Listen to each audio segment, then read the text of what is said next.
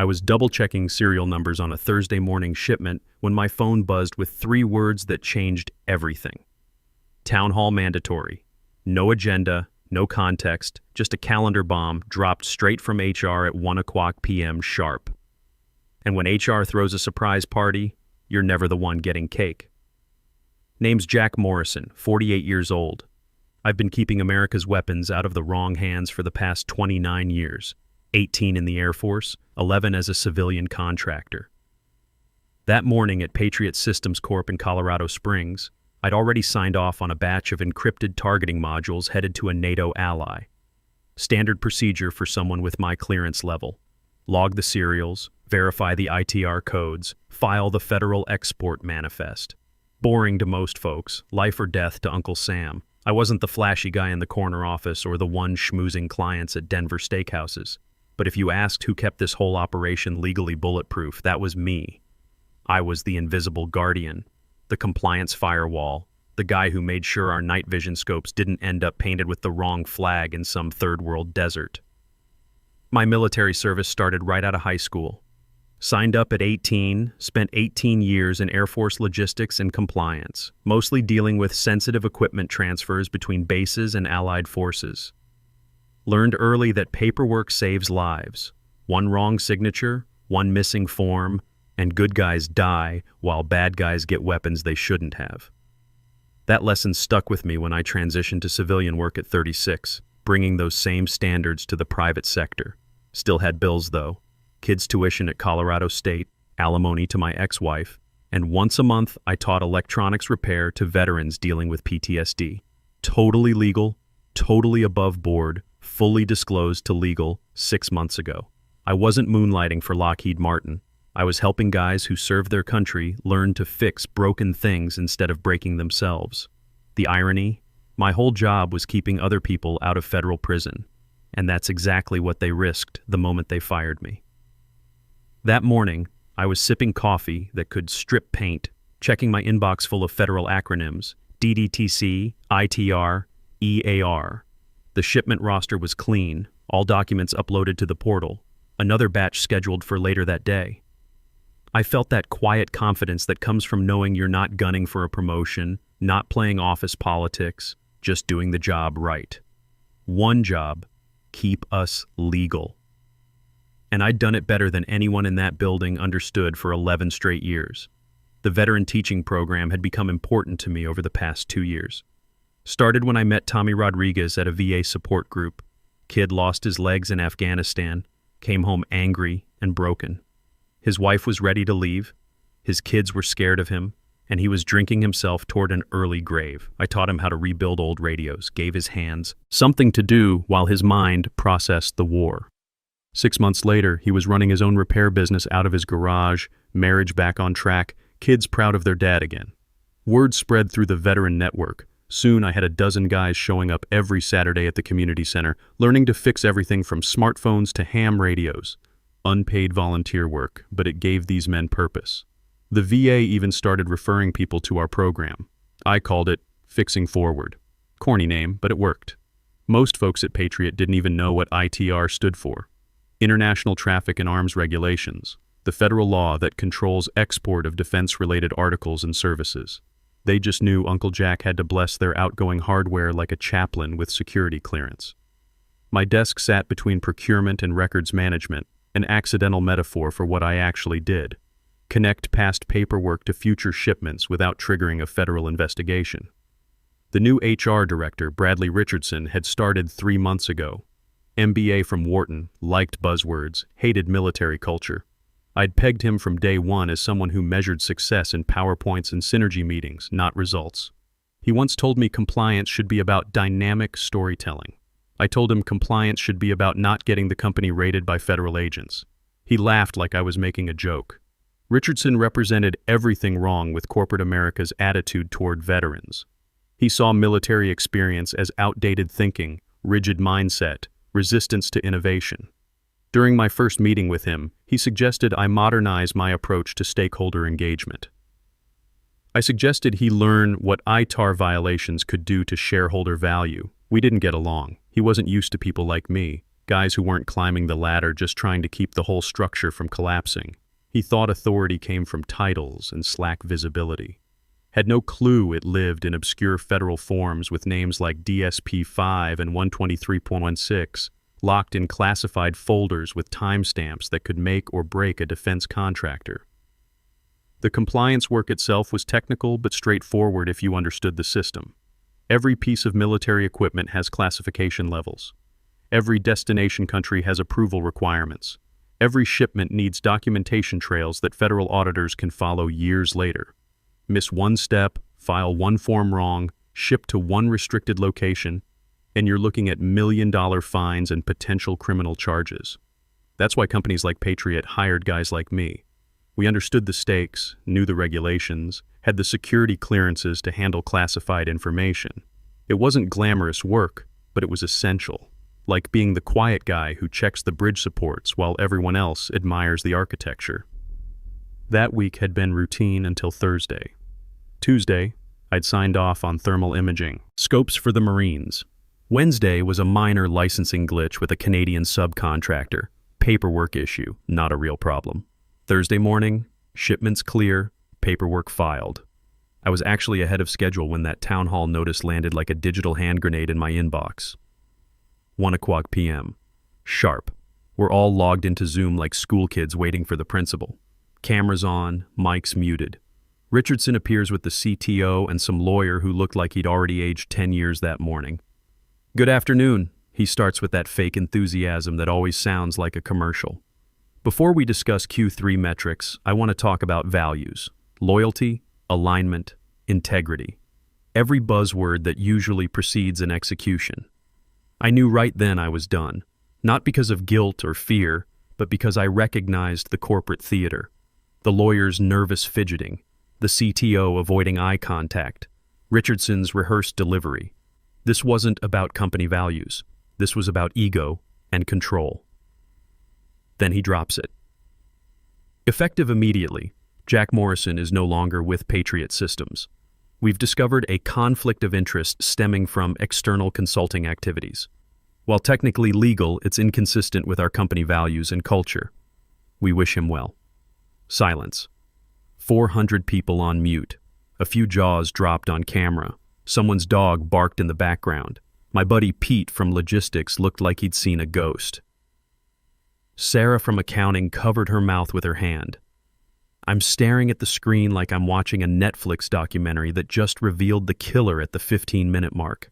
They fired me on Zoom in front of the entire company for teaching disabled veterans how to fix radios. The rage hit first, hot and immediate. 29 years of service, 11 years keeping this place out of federal prison, and they humiliate me like some intern caught stealing office supplies. But the anger burned off quick, replaced by something colder: calculation, planning, military thinking. I didn't say a word, didn't argue about the 6-month-old legal approval I had in writing, didn't mention that my moonlighting was unpaid volunteer work helping guys who'd served their country. Didn't point out that Richardson had never worn a uniform, never held security clearance, never understood what duty actually meant. Instead, I reached for my phone under the desk, opened Outlook, and found the draft I'd written during a compliance drill, but never thought I'd need. Every compliance officer has nightmare scenarios. What happens if you're suddenly removed? How do you protect yourself and follow federal requirements? Subject: loss of named responsible party notification. To Maria Santos, DDTC Compliance Officer. Body: per ITAR Requirement Section 127.1c, I am notifying you that Patriot Systems Corp. no longer has a federally registered responsible party on file. Effective immediately. Attach DDTC Form 3847 PDF. One tap, send, 15 seconds. That's all it took to expose the house of cards I'd been quietly holding up for 11 years. Maria Santos was former Air Force logistics. Worked her way up through the federal compliance system. We'd partnered on dozens of audits, shared war stories about corporate executives who thought federal law was optional. She wouldn't panic. Military training runs deep. But I knew what was happening in her head the moment she got that email. Same training I had, same oath we'd both taken, same understanding of what federal export violations looked like, what happened to defense contractors who lost their compliance framework, what it meant to have no named responsible party on file. It meant every shipment processed after 1:07 p.m. was now illegal under federal law. Every screw, every chip, every encrypted component moving across a border without my authorization was a $1.4 million mistake per violation. And it meant Richardson had just nuked the company's entire export license because he didn't like my weekend hobby. I left the Zoom call without ceremony. No goodbyes, no speeches, no dramatic finger-pointing. Just clicked leave meeting and closed the laptop. When you've just pulled the emergency brake on a defense contractor's federal authorization, you don't stick around for small talk. The walk to my truck felt surreal. 11 years of routine, same parking spot, same path through the lobby, same nod to security. Now it was over because some MBA decided military veterans were bad for corporate culture. The irony was beautiful. Richardson thought he was cleaning house. What he'd actually done was remove the only thing keeping the house from burning down. My phone was already buzzing. Text from Pete. "Dude, what just happened?" Another from Sarah. "This is insane, we're all shocked."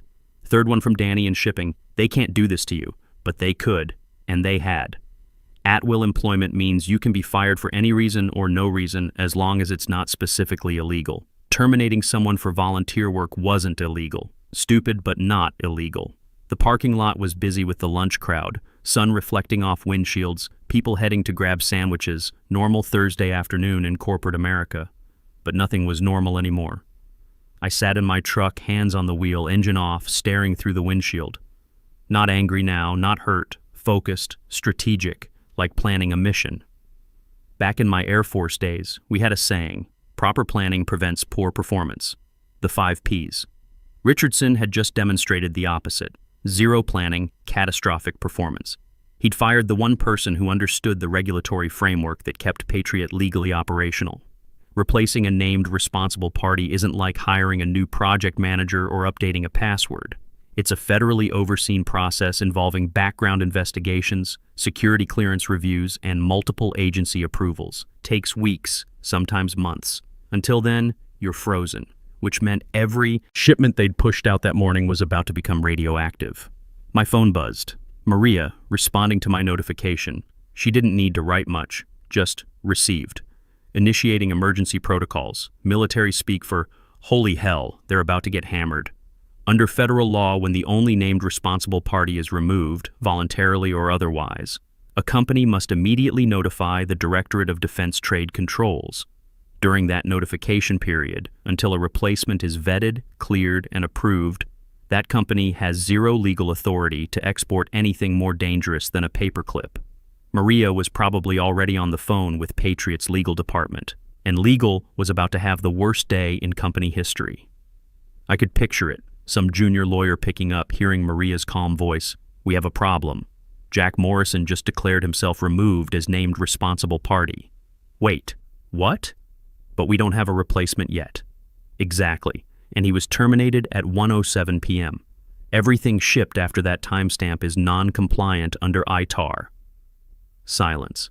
Then, how many shipments? Checking the logs now. Looks like at least 6 went out this afternoon. That's when the real panic would start.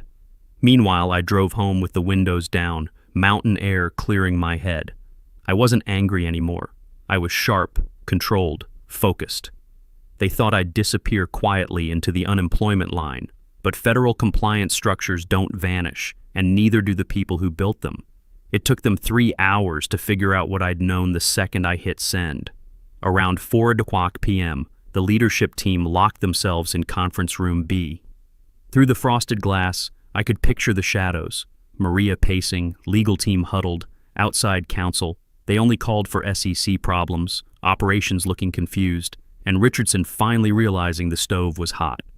Maria would have started with basics. Without a named responsible party, every export processed post-termination is non-compliant under ITAR. That means they're not just at risk, they're illegal. She'd say it calm and measured because Maria doesn't panic, but everyone else in that room sure did. They'd already cleared 6 shipments that morning after my termination, 2 to NATO contractors, 1 to a Japanese subcontractor, and 3 particularly sensitive crates of encrypted RF boards heading to classified locations, all legal when processed because I was still authorized. But the minute they severed me without a replacement, game over. $1.4 million fine per violation, base rate. If the feds decided to make an example, which they love doing when defense contractors mishandle export licenses, those fines stack faster than compound interest. By Friday morning, word was spreading through the defense contractor network.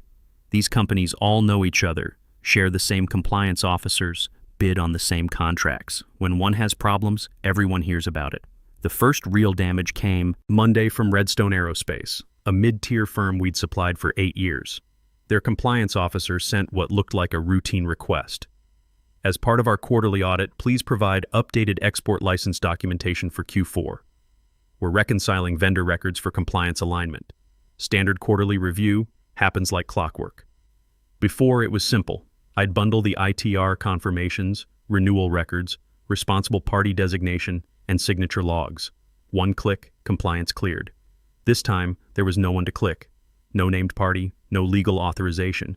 Legal stalled with vague replies about pending systems updates and promised documents in process. Corporate speak for we're in deep trouble but can't admit it yet. These clients aren't stupid.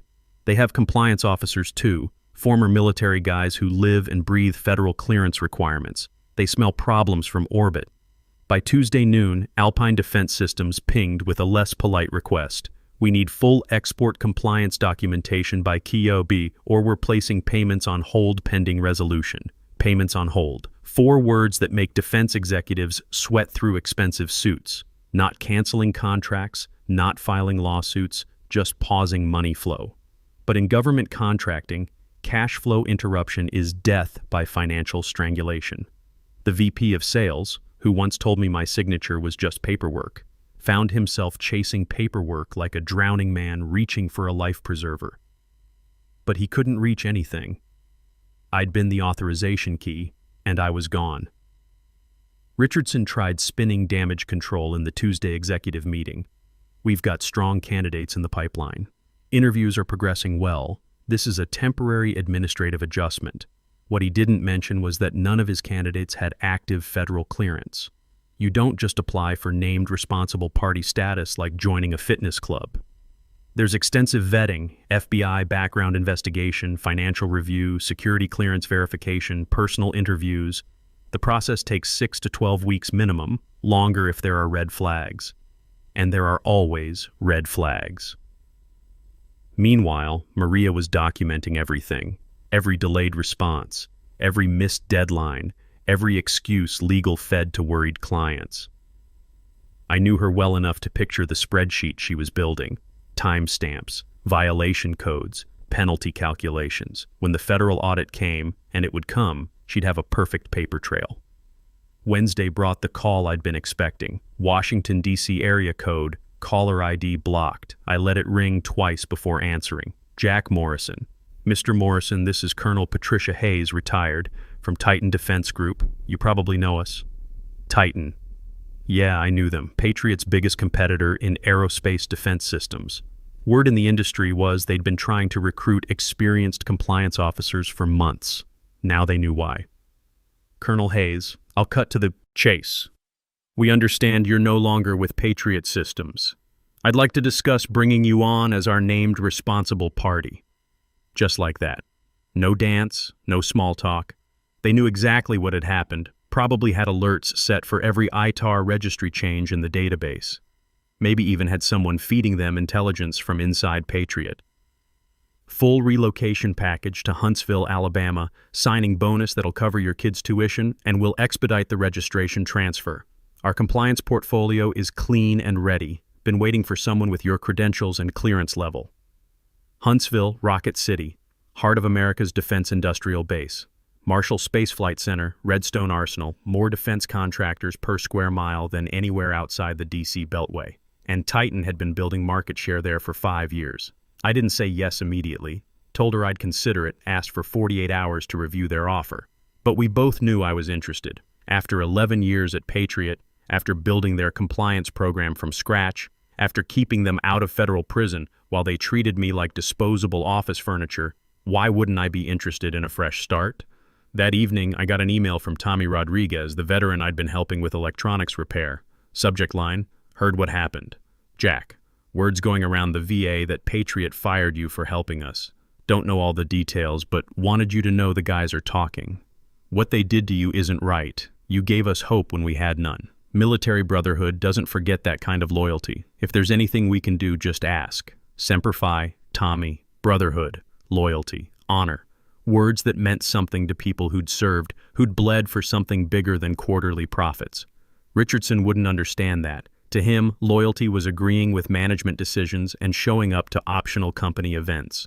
But loyalty runs both ways. And Patriot had just learned what happens when you break faith with the wrong person. Friday morning, I accepted Titan's offer. The paperwork was already drawn up, relocation package included, registration transfer initiated. Colonel Hayes had been planning this move for months, just waiting for the right moment. Patriot's public humiliation of their compliance officer was exactly the opening she needed. The federal audit notice didn't arrive with sirens. It landed in Patriot's inbox the following Tuesday like a polite dagger wrapped in bureaucratic velvet. Subject, Notice of Compliance Review, Export Activity Q4 from the Directorate of Defense Trade Controls. 2 weeks after my termination, 18 shipments had gone out without proper authorization. Maria's meticulous documentation showed exactly when each violation occurred, each unauthorized export, each moment Patriot operated outside federal law. The DDTC doesn't make house calls unless they're already building a case. I wasn't there for the audit meeting, but Maria filled me in later. We'd stayed in touch. Professional courtesy between compliance officers, she said. Really, she wanted someone who'd appreciate the beautiful disaster unfolding at Patriot. The federal rep didn't raise his voice during the meeting. His badge spoke louder than any PowerPoint, toned clinical, like a surgeon about to operate without anesthesia. Let's be clear, he said, sliding a single sheet across the conference table. Every unit exported following removal of your named responsible party violates 22 CFR Section 127.1. You had no legal authority. You did it anyway. 18 shipments. Total estimated liability, $25.2 million pending further review. Dead silence. The kind that makes grown executives stop breathing. Someone from legal tried arguing, but those shipments were processed according to established protocols. The rep didn't blink. Protocols established by Morrison, who was no longer authorized to establish anything after 1:07 p.m. on the date in question. Next question? Then came the moment I'd been waiting for. Who approved Morrison's termination? Every head turned like choreographed ballet, all eyes on Richardson at the far end of the table. He looked smaller than usual, less polished. The conference room lighting washed him out like a ghost in an expensive suit. His mouth opened, maybe to blame someone else, maybe to pretend it had been a collective decision. But legal cut him off before he could speak. We'll handle this internally, the general counsel said quickly. Translation: stop talking before we both drown. That was it. No fireworks, no shouting. Just one question and the slow, irreversible collapse of corporate arrogance. The contract started walking within days. Alpine Defense Systems pulled their $180 million deal first, citing compliance uncertainties. Redstone Aerospace followed 48 hours later.